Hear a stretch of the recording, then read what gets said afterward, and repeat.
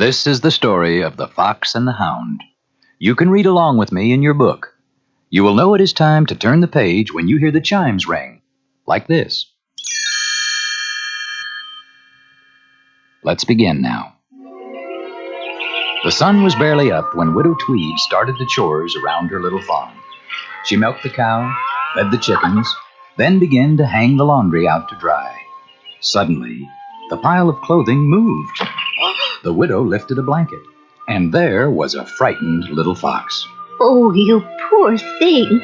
You've lost your mama. Well, don't worry. I'll take care of you. Just down the winding country road lived a hunter named Amos Slade. One day he came home with a surprise for his dog Chief. It was a hound dog puppy named Copper. He's just a little runt now, Chief, but he'll grow. He's for you to look after from now on. Widow Tweed loved having a new member in the family. You are such a little toddler. I'll call you Todd.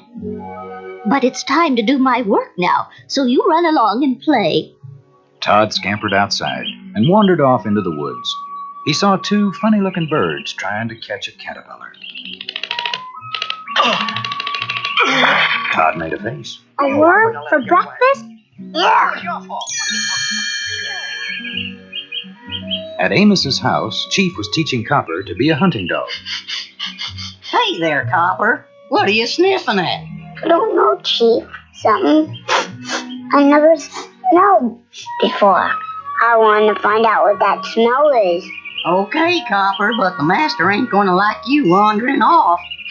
Copper sniffed his way into the woods. He followed his nose right to the log where Todd...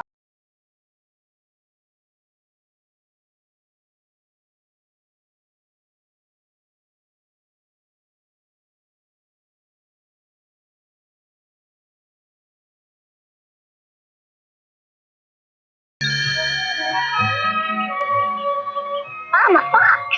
My name's Todd. What's your name? Mine's Copper. I'm a hound dog.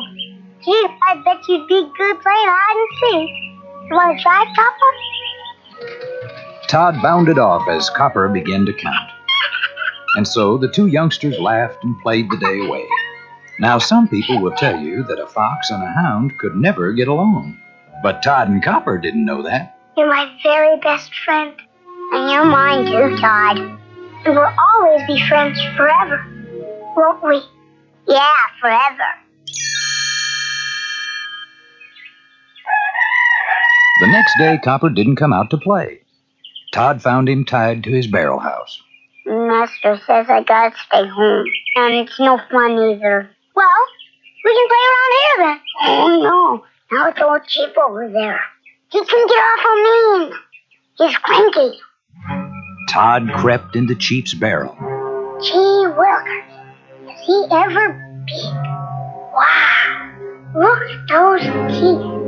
Oh, don't go in there. Suddenly, Chief's eyes popped open. The fox! Chief charged after Todd, scattering chickens in every direction.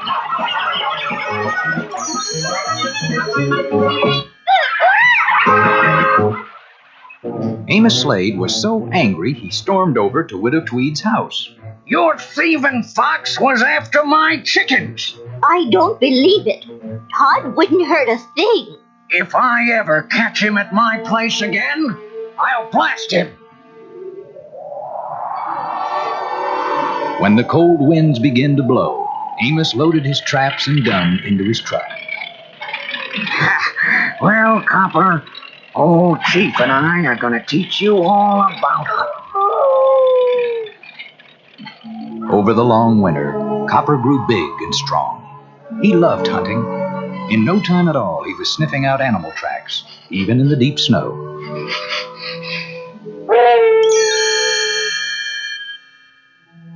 Soon spring came again. Copper, Chief, and Amos chugged back down the country road toward home. Todd was glad to see his old friend returning. I'll go see Copper tonight after Chief and Amos are asleep. Copper. Psst. Hey, Copper. It's me. Todd. Hi, Todd. Gee, it's great to see you. You shouldn't be here. If Chief wakes up, we'll both be in trouble. I just wanted to know if we're still friends. Todd, those days are over. I'm a hunting dog now. Just then, Chief woke up. It's that fox again! Todd fled from the yard and hid in a woodpile. He shivered as he saw Chief and Amos run past. After him, boy! Don't let him get away! Copper's keen nose led him right to the woodpile. Todd, I don't want to see you get hurt. I'll let you go this one time. Todd escaped by running across a high railroad trestle. But there, blocking his path, was Chief. At that moment, a speeding train rounded the corner. Todd ducked between the rails, but Chief was bumped off the tracks. He tumbled down the steep cliff to the river below.